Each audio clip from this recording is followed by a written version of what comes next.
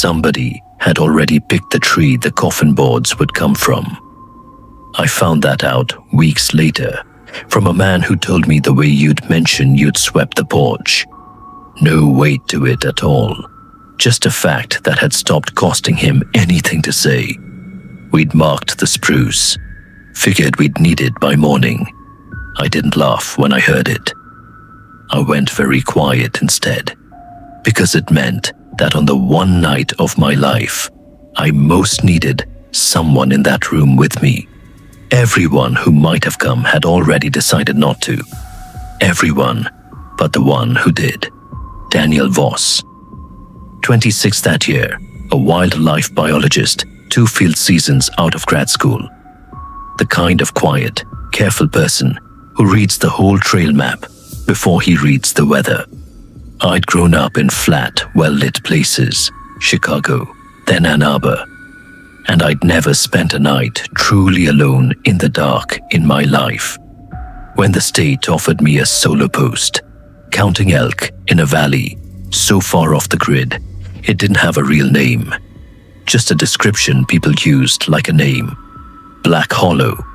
I said yes, before I'd let myself think about what solo actually meant. You reach Black Hollow by a logging road that gives up being a road about 4 miles in and turns into a rumor of 1. 2 ruts, a spine of grass between them, spruce closing overhead, until the sky becomes something you remember rather than something you see. The cabin sits at the bottom, in the flat where a creek bends, and even at noon, the light that reaches the porch has already been apologized for a dozen times by the canopy above it. Larkspur, the nearest town, is 40 minutes out on a good day. 1 gas pump, 1 diner that closes at 7, and a population that has the settled, unhurried quality of a place that has already decided how all its stories end. The first stretch of weeks had a kind of grace to it I still think about. Trail cameras to check, elk sign to log, coffee gone lukewarm on the porch rail, while fog came off the ridge in slow sheets, like something being lifted away. I talked to one person regularly. Earl Kettering, 70-something, ran the store in town and drove propane and mail out to me every Thursday himself, though he could easily have sent his grandson instead. I understood later that he never did send the boy. He came himself every week and always found some reason to stay an extra 10 minutes on the porch before he left. The 3rd Thursday, he set the tank down slower than it needed setting down and looked at me a beat too long before he spoke. "Sleeping all right out here?"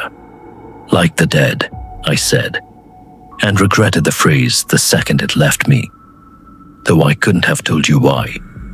He didn't smile back. Folks don't generally get a full season out of that cabin, not clean anyhow.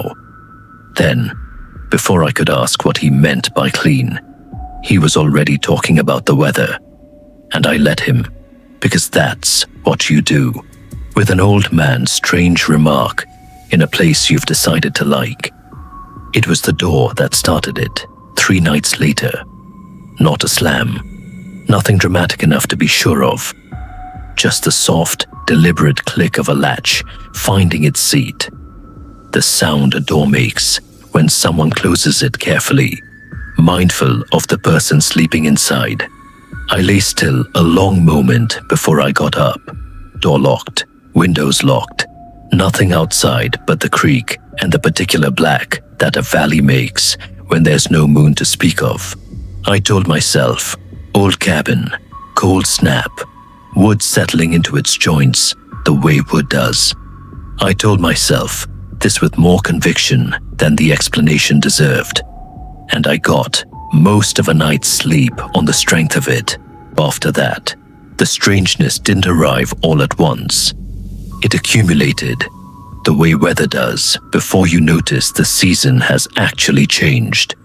A trail camera aimed up at the ridgeline started tripping on nothing. Motion sensor frames, correctly time-stamped, showing unbroken tree line and no animal. No gust strong enough to shake a branch that hard. Twice, I came out to find my own boots by the door, turned to face outward, laces still tied, the exact position you'd leave them in if you meant to step straight into them and walk out without breaking stride. And both times, I had no memory, waking or otherwise, of having touched them. I mentioned none of it to Earl. I mentioned it to no one. I've thought about that since.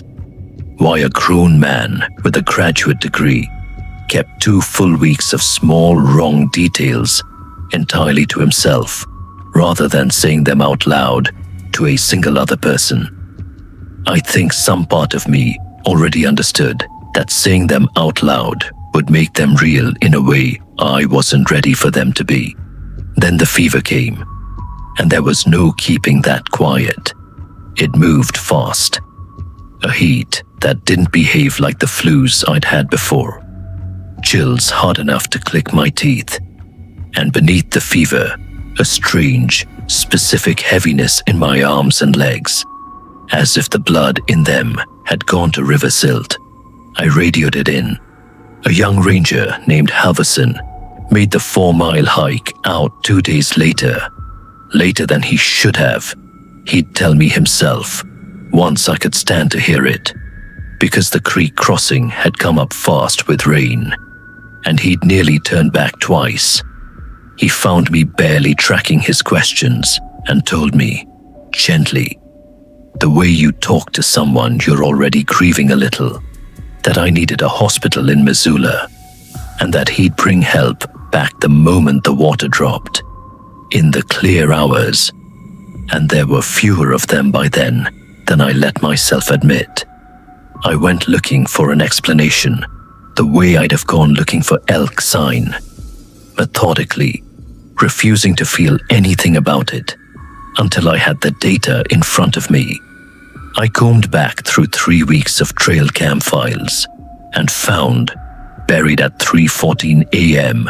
on a night I had no memory of, a single frame, a low pale shape at the very edge of the sensor's reach, moving in a slow, deliberate circle around the base of the cabin, dragging something behind it through the dirt with the unhurried patience of a person who has done this exact motion many times before and expects to do it many times again.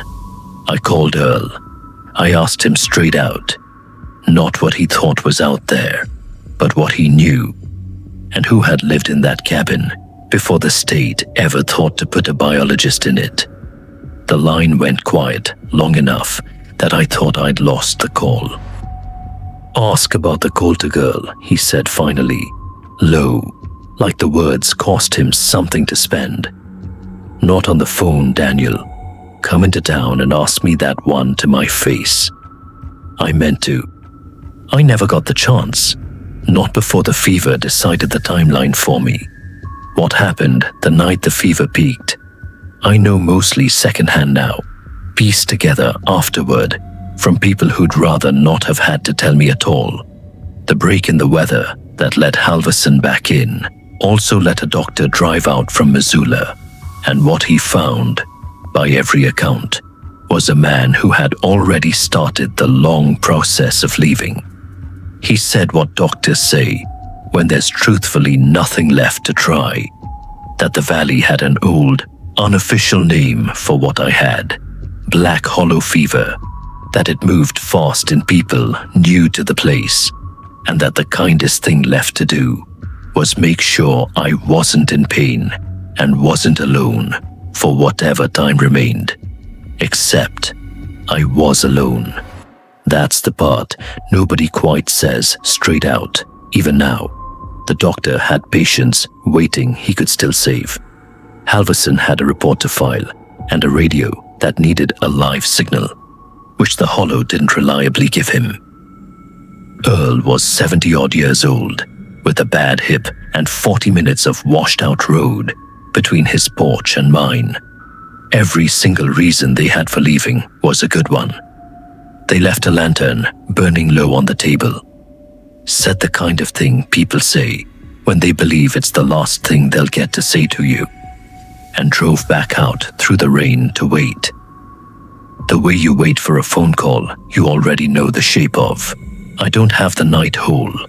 I have pieces of it, surfacing the way objects surface, through water too dark to see the bottom of. A chair, dragged up close beside the bed, a hand against my forehead, cool the way creek water is cool in July, entirely wrong for a room that hot. A voice, young, a girl's voice, patient in a way that had nothing to do with youth, saying, "Not yet, not you, not this one," like she was arguing the point with someone I couldn't see. Once, only once, I got my eyes open long enough to watch her crouched in the doorway by lantern light, drawing a slow, unbroken line into the dirt floor with a stick.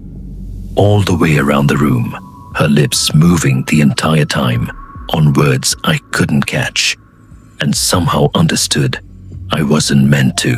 She came back and sat by me after, damp through with the sweat that had no business being hers to sweat, and told me to sleep, that she had me, that I could let go of holding on so hard.